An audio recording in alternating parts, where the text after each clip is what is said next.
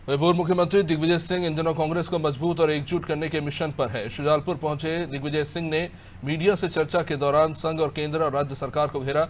उन्होंने आरोप लगाया कि संघ ने कोविड के दौरान पीड़ितों की मदद के लिए राशि जुटाई थी, लेकिन आज तक उसका हिसाब नहीं दिया। पूर्व सीएम ने लाडली बहना योजना को लेकर राज्य सरकार की मंशा पर सवाल उठाए। उन्होंने कहा कि चुनाव के 4 महीने पहले और 20 साल बाद सरकार को बहनों की याद आखिर क्यों आई है। पूर्व मुख्यमंत्री ने गृह मंत्री नरोत्तम मिश्रा पर भी एक बार फिर से निशाना साधा। उन्होंने बीजेपी सरकार पर आदिवासियों की अनदेखी करने का भी आरोप लगाया है। सबसे पहले आपको सुनवाते हैं क्या कुछ कह रहे हैं दिग्विजय सिंह। पंजीकृत संस्था राष्ट्रीय स्वयंसेवक संघ, जो कि अनरजिस्टर्ड बॉडी है, जिसकी कोई मेंबरशिप नहीं है, जिसका कोई खाता नहीं है, उस ऐसे संस्था के लोगों की भर्ती की गई। कोविड के समय आरएसएस ने अपने ऑफिशियल ट्विटर हैंडल पर डाला कि हमने 7 करोड़ रुपए का चंदा उगाकर लोगों को अनाज और दवाइयां बांटी। तो मैंने वित्त मंत्री जी को चिट्ठी लिखी कि ये कौन से खाते से खर्च हुआ, क्योंकि अपंजीकृत संस्था का खाता तो हो ही नहीं सकता। तो ये 7 करोड़ कहां से आए? इन पर मनी लॉन्ड्रिंग एक्ट पीएमएलए के तहत कार्रवाई होना चाहिए। क्यों नहीं होना चाहिए? ये काला धन है कि नहीं है? 7 करोड़ रुपए कहां से आए? ये मेरा लीगल प्रश्न है। मैं राज्यसभा में प्रश्न पूछता हूं, मुझे जवाब नहीं मिलता। लाडली बहना 20 साल बाद याद आई है, चुनाव के 4 महीने पहले, और मिलना शुरू होगा जबकि पूरे आंकड़े तैयार हो जाएंगे। और उसमें यह भी है कि जिस परिवार को पहले से कोई राशि मिल रही है उसको नहीं मिलेगा। इस प्रदेश के सहरिया समाज के लोगों को केंद्र सरकार जब यूपीए की थी, तब कुपोषण से लड़ने के लिए 1000 रुपए माहवार उन परिवारों को देने का तय हुआ था। अब लाडली बहना में उन आदिवासी बहनों को नहीं मिल पाएगा। तो ये केवल लुभावना वो है और हमारे योजना का चुराया हुआ है। हिमाचल प्रदेश में जब हमने 1500 रुपए का मैनिफेस्टो में डाल दिया, तब हमारे मामा जी को अपनी बहनों की याद आई। तब पहले क्यों नहीं आई? माननीय गृह मंत्री जी के कार्यालय में ये साफ है, रिवॉल्वर का लाइसेंस के लिए पहले 2 लाख रुपए की रेट थी। आजकल चुनाव पास में आ गया, उसका ख्याल रखते हुए उन्होंने अब रेट 5 लाख रुपए कर दी है। ये मेन्यू कार्ड है पूरा। जिसको रिवॉल्वर का लाइसेंस चाहिए चले जाओ, 5 लाख रुपए अधिकारी जो उनके साथ काम करता है उसका नाम और टेलीफोन नंबर आपको दे दूंगा, जाके रिवॉल्वर ले आओ लाइसेंस। उसमें कोई जांच पड़ताल की जरूरत नहीं है, धन बल की जरूरत है। ये है क्या ज्यादा महत्वपूर्ण है? आदिवासी के लिए रोजी रोटी, आदिवासी के लिए जमीन का हक, आदिवासियों के लिए जो पैसा आता है उसका उनके हित में खर्च करना, या किसी आदिवासी के नाम से नामकरण करना। मैं आपसे पूछ रहा हूं, क्या आदिवासी बच्चों को नौकरी दी गई? बैकलॉग क्यों नहीं भरा गया? क्या आदिवासियों की जमीनों पर भाजपा के नेताओं ने कब्जे नहीं किए? क्या आदिवासियों की जमीन बेचने के सबसे ज्यादा मंजूरियां क्या भाजपा के शासनकाल में नहीं दी गई? क्या भाजपा के चलिए, इस वक्त लाइव हमारे साथ जुड़ रहे हमारे ब्यूरो ब्रिजेश चौक से स्टूडियो से। ब्रिजेश जी, दिग्विजय सिंह को आपने सुना, लगातार मुखर रहे हैं दिग्विजय सिंह आरएसएस के खिलाफ, और एक बार फिर से उन्होंने निशाना साधा है आरएसएस पर कई मुद्दों को लेकर, और सबसे प्रमुख रूप से जो मनी लॉन्ड्रिंग के मामला दर्ज करने का आरोप लगाया है। 7 करोड़ रुपए की जो दावा किया गया था संघ के द्वारा मदद करने का, उस पर सवाल उठाया है। इस पूरे तमाम आरोपों को आप किस तरह से देख रहे हैं? देखिए अभिषेक, दिग्विजय सिंह आरोप लगाने में माहिर हैं। उन्होंने आरोप लगाया था कि राम मंदिर का जो चंदा है उसमें भी घपला हुआ है। आप देखिए, खुद उन्होंने चंदा दिया था।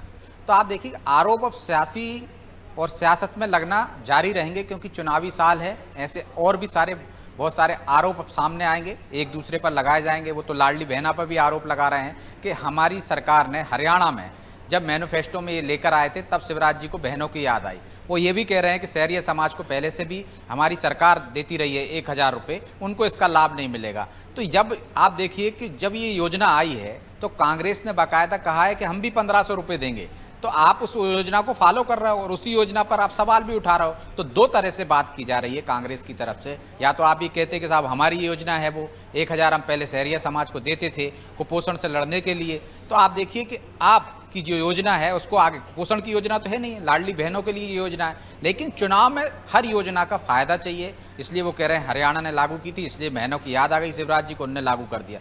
आप देखिए मुख्यमंत्री शिवराज सिंह चौहान लगातार, चाहे वो मुख्यमंत्री कन्यादान योजना हो, लाडली लक्ष्मी योजना हो, चाहे आप देखिए लाडली बहना योजना हो, लगातार ऐसी योजनाएं लाए हैं जो जनता में लोकप्रिय हुई और कई सरकारों ने उनको अनुसरण किया, उनको अपनाया है। चाहे वो आप देखिए तीर्थ दर्शन योजना हो, दिल्ली की आम आदमी पार्टी से लेकर हम देखते हैं कई राज्यों ने और कांग्रेस शासित राज्यों ने भी उनकी योजनाओं का अनुसरण किया है। तो आप देखिए योजनाओं का लाभ लेने के लिए इस तरह की बयान दिए जा रहे हैं और इसी आधार पर आप देख सकते हैं कि संघ पर निशाना साधा जा रहा है, कि संघ पर निशाना साधने का मकसद भी उन्होंने खुद ही जाहिर कर दिया कि संघ अब मस्जिदों में जा रहे हैं तो हमको दर्द होता ही है। क्यों दर्द होता है? दर्द इसलिए होता है क्योंकि आपके वोट बैंक पर सेंध लगाने की कोशिश कर रहे हैं संघ। जिस तरह से उन्होंने कहा कि मंदिर यदि वो जाते हैं, कांग्रेस के नेता जाते हैं तो बीजेपी को तकलीफ होती है, तो आप पहले से नहीं जाते थे, इसलिए अब संघ पहले से मस्जिदों में नहीं जाता था, वो एक सब तरह से हिंदुओं की बात करता था, हिंदुत्व की बात करता था, अब वो मस्जिदों में जाने लगा, सबको समग्र साथ लेने की बात करने लगा है, तो तकलीफ कांग्रेस को होना वाजिब है क्योंकि उसके वोट बैंक में सेंध लग रही है। अब उन्होंने कहा कि संघ इस तरह से भ्रष्टाचार करता है, एक भी आरोप लगा है, लेकिन इस आरोपों की पुष्टि कहाँ हुई? जिस तरह से मैंने कहा ना, पहले भी उन्होंने कहा कि राम मंदिर के चंदे में गड़बड़ी हुई है, लेकिन आप देखिए कोई खुलासा नहीं हुआ, तो तथ्य नहीं है। यदि आपके पास तथ्य होते तो निश्चित तौर पर आप कोर्ट के दरवाजे खटखटा सकते थे तब, लेकिन अब आपको चुनाव में इस तमाम तरह के निशाने साधना है, आरोप लगाना है, चुनावी लाभ लेना है। इस वजह से दिग्विजय सिंह सक्रिय हो गए हैं। दिग्विजय सिंह लगातार आप देख रहे हैं विधानसभा क्षेत्रों के दौरे कर रहे हैं, वो संगठन को खड़ा कर रहे हैं और अपने ही संगठन पर सवाल भी उठा रहे हैं। जिस संगठन को कमलनाथ कह रहे हैं कि बहुत मजबूत है संगठन, वो कह रहे हैं बूथ तक हमने मंडलम स्तर तक संगठन को खड़ा कर दिया है, लेकिन दिग्विजय सिंह कह रहे हैं कि कांग्रेस को लोग वोट देना चाहते हैं लेकिन संगठन बहुत कमजोर है। तो संगठन की याद आज आ रही है कांग्रेस को। आप कार्यकर्ताओं के लिए आज कमेटी बना रहे हैं कि उनके मामले लड़ेंगे, उन पर जो सरकारी की तरफ से, सत्ता पक्ष की तरफ से जो गलत मामले दर्ज कराए गए हैं उनकी पैरवी की जाएगी, उनको न्याय दिलाया जाएगा। तो ये काम तो आप 18 साल से भी कर सकते थे, पिछले 4.5 साल से भी कर सकते थे, लेकिन आपने नहीं किया क्योंकि आपको आज कार्यकर्ताओं की जरूरत है, तो आपको कार्यकर्ताओं की याद आ रही। तो उसी तरह ये आरोप हैं, सिर्फ चुनावी लाभ के लिए इस तरह के आरोप लगाए जा रहे हैं। लेकिन विजय जी, जैसा कि दिग्विजय सिंह कह रहे हैं, स्पेसिफिकली उन्होंने कहा कि संघ ने खुद ये बात कही कि 7 करोड़ रुपए कोविड के समय में खर्च किए गए, एक स्पेसिफिक आंकड़ा दिया है उन्होंने। और क्योंकि हम भी जानते हैं कि कोविड के समय में राजनीतिक दलों ने भी टेंट लगाकर, खाना बनाकर कई जगहों पे वितरित किया, गरीब परिवारों को सैनिटाइजर्स और किट्स पहुंचाए गए, लेकिन उनका कोई स्पेसिफिक आंकड़ा नहीं होता। लेकिन संघ की तरफ से स्पेसिफिकली 7 करोड़ का एक आंकड़ा जारी किया गया, जिस पर दिग्विजय ने सवाल उठाया कि सांस्कृतिक दलों का कोई खाता होता ही नहीं है, तो ये इस नंबर का मतलब क्या है?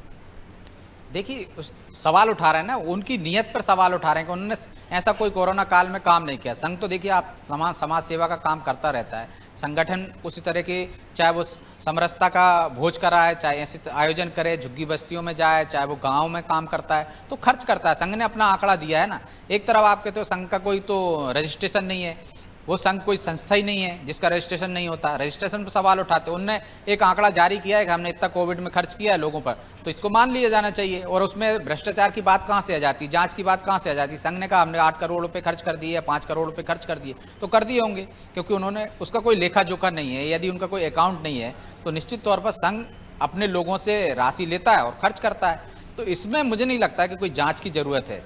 यदि आपने कितना खर्च किया है आप भी बता सकते हो। कोविड में तो बहुत सारे लोगों ने खर्च किए हैं, खुद लोगों ने अपने खर्चे में से कटौती करके लोगों की मदद की है। तो इसमें मुझे लगता है कि वो सिर्फ संघ पर इसलिए सवाल उठा रहे हैं कि संघ यह आंकड़ा फर्जी दे रहा है, इतनी राशि उन्होंने खर्च नहीं की है, जबकि हो सकता है संघ जिस तरह से काम करता है इतनी राशि खर्च हुई हो, लेकिन वो उनकी नीयत पर सवाल उठा रहे हैं कि संघ ऐसा करता नहीं, सिर्फ बड़ा दिखाने का काम करता है, बड़ा बड़प्पन की बात करता है, ऐसा कुछ किया नहीं। अब कोई कांग्रेस से पूछे तो यदि पीसी शर्मा से पूछेंगे तो वो भी दावा कर सकते हैं उन्होंने तो 1 लाख का अन्न बांट दिया। तो ऐसे तमाम दावे होते हैं, लेकिन इसका अभी क्या क्यों सवाल उठाना, ये सबसे बड़ा सवाल है, क्योंकि आपका चुनाव है और संघ बीजेपी के पीछे खड़ा रहता है, बीजेपी की मदद करता है। आप देखिए चुनाव में भी संघ की महत्वपूर्ण भूमिका रहती, इसलिए संघ पर फिर से निशाना साधा जा रहा है। यही वजह है दिग्विजय सिंह सिर्फ चुनावी एजेंडे के तहत आरोप लगा रहे हैं और इन आरोपों में मुझे नहीं लगता है कि इससे कुछ चुनाव में फर्क पड़ता होगा। जी सीधे तौर पर दिग्विजय सिंह ने गृह मंत्री नरोत्तम मिश्रा पर भी निशाना साधा। ब्रिजेश जी वो सीधे तौर पर कह रहे हैं कि देखिए चुनाव पास आ गए तो रिवॉल्वर लाइसेंस का जो रेट पहले 2 लाख था उसे 5 लाख कर दिया। ये कोई साधारण प्रक्रिया है या ऐसा पहली बार देखने को मिल रहा है? देखिए वो खुद बता रहे हैं कि रेट फिक्स थे, मतलब कांग्रेस की सरकारें रही होंगी तो रेट फिक्स होते हैं। ये तो आए बगाए हमारे कान में भी पड़ती रहती खबरें, लेकिन प्रमाण नहीं आते ना। जो लाइसेंस लेता है बंदूक के उसने दिए होंगे, यदि कोई सामने आए तथ्य के शिकायत करें, यदि दिग्विजय सिंह के पास ऐसे कोई प्रमाण है तो वही उसको सामने रख दें कि हाँ 5 लाख लेके बंदूक के लाइसेंस दिए गए, या वो कह रहे हैं कि मुझसे नंबर ले लें कि संबंधित व्यक्ति से चर्चा कर लें, वो आपको लाइसेंस दिला देंगे। तो दिग्विजय सिंह ही स्टिंग ऑपरेशन कर सकते थे, वो तो विपक्षी दल के और सामने रख देते कि देखिए किस तरह से लाइसेंस बांटे जा रहे हैं। लेकिन इसमें कोई आरोप लगा रहे हो आपके पास प्रमाण नहीं है ना कि फला व्यक्ति से आपने 5 लाख रुपए लिए और उसको बंदूक के लाइसेंस दे दिए। तो मैंने आपसे कहा ना अभिषेक, चुनावी साल है, इस तरह के आरोप आएंगे क्योंकि सरकार को कटघरे में खड़ा माफी चाहूंगा ब्रिजेश जी, मैं भ्रष्टाचार के आपको आरोप बीच में लगा रोक रहा हूं। इस वक्त हमारे साथ कांग्रेस से जितेंद्र मिश्रा जी जुड़ गए हैं। जितेंद्र जी, कल शुजालपुर में दिग्विजय सिंह ने कई सारे आरोप लगाए हैं और इन आरोपों को लेकर एक ही सवाल उठ रहा है कि अगर आप ये कह रहे हैं कि मनी लॉन्ड्रिंग हुई है, अगर आरएसएस ने पैसा कोविड में खर्च किया है 7 करोड़ जो बता रहे हैं वो मनी लॉन्ड्रिंग है, तो कांग्रेस केस क्यों नहीं कर रही है? कानूनी रास्ता क्यों नहीं अपनाया जा रहा? सिर्फ आरोपों के भरोसे क्यों है? माधवराव सिंधिया जी जब रेल मंत्री को हवाई मंत्री हुआ करते थे, जब उनके ऊपर आरोप लगा था, जब रेल मंत्री हुआ करते थे तब भी आरोप लगा था, देखा था आपने उस आरोप को उन्होंने इस्तीफा दिया था।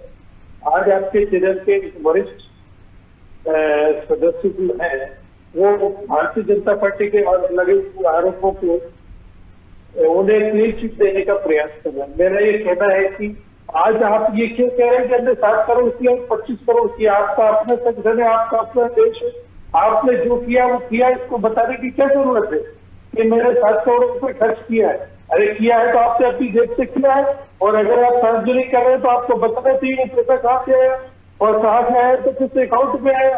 ये पूछने का हक भी नहीं है कि आपको कि आपका कोई खाते में भाई जो आप करो वो सही।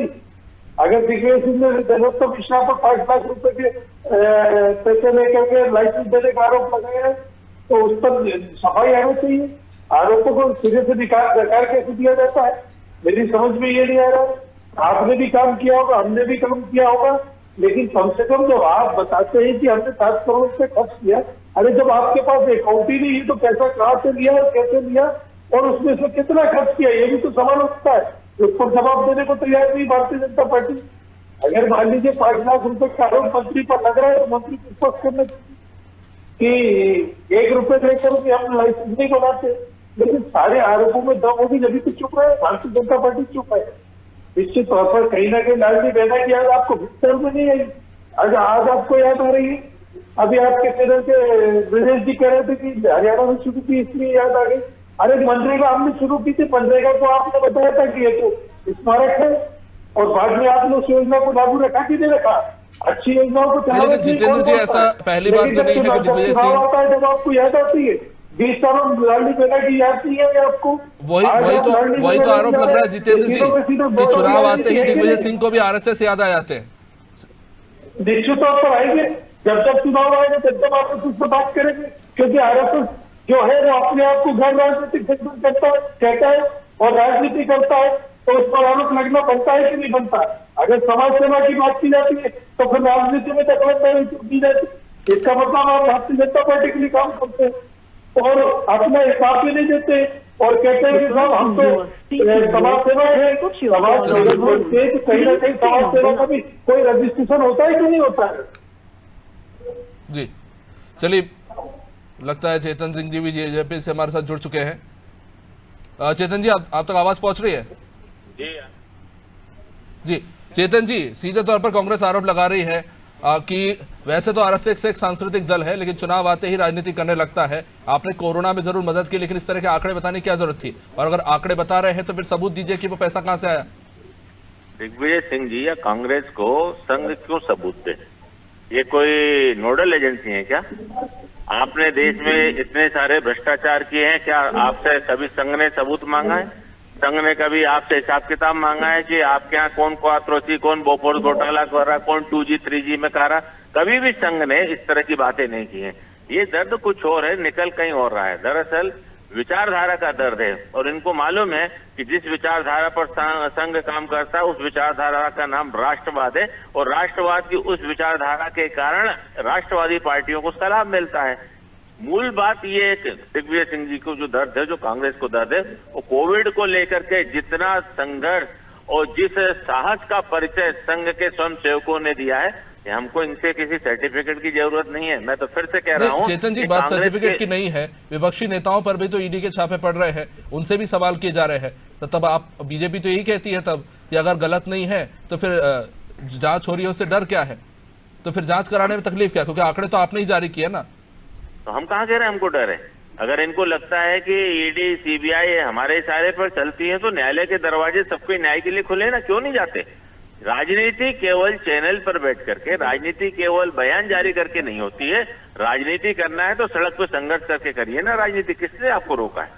और अगर आपको लगता है कि ये सारी एजेंसियां, अब ये दिग्विजय सिंह जी, कांग्रेस पार्टी तो कई जगह उनके नेता राहुल गांधी कहते हैं कि न्यायालय हमारे इशारे पर चलता है, इलेक्शन कमीशन हमारे इशारे पे चलता है। जब सारा देश हमारे इशारे पे चल रहा तो हिंदुस्तान में आपका काम बचा ही नहीं। आप किसके पास जाओगे फिर आप न्याय मांगने? बताइए ना आप।